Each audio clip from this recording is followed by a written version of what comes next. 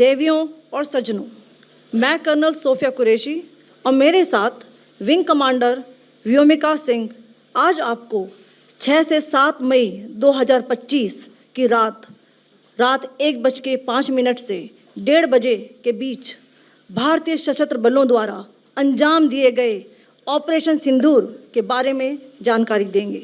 Operation Sindoor സംബന്ധിച്ച വിവരം ലോകം മുഴുവൻ അറിയിക്കാൻ ഇന്ത്യ നിയോഗിച്ചത് 2 വനിതകളെയാണ്. കേണൽ സോഫിയ ഖുറേഷിയും വിംഗ് കമാൻഡർ വ്യോമിക സിംഗുമാണ് മാധ്യമങ്ങളോട് വിശദീകരിച്ചത്.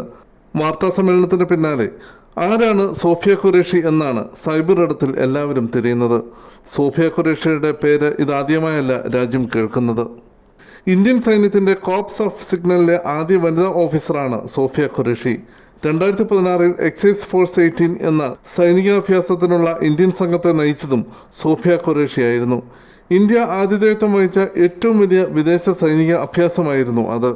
ഗുജറാത്ത് സ്വദേശിയായ കേണൽ ഖുറേഷി ബയോകെമിസ്ട്രിയിൽ ബിരുദാനന്തര ബിരുദധാരിയാണ്. മുത്തച്ഛൻ ഇന്ത്യൻ ആർമിയിലായിരുന്നു. അദ്ദേഹത്തിന്റെ പാത പിൻപറ്റിയാണ് സോഫിയ ഖുറേഷിയും സൈന്യത്തിലെത്തിയത്. സൈനിക ഓഫീസറെ തന്നെയാണ് ജീവിത പങ്കാളിയായി തിരഞ്ഞെടുത്തതും. 6 വർഷം മുമ്പ് UN പീസ് കീപ്പിംഗ് ഓപ്പറേഷനിൽ പങ്കെടുത്തിട്ടുണ്ട്. സ്ത്രീ എന്നതിനേക്കാൾ കഴിവും പ്രാപ്തിയുമാണ് സോഫിയ ഖുറേഷിയെ സൈന്യത്തിൽ എത്തിച്ചതെന്ന് അന്നത്തെ army commander lieutenant general Bipin Rawat പറഞ്ഞിരുന്നു.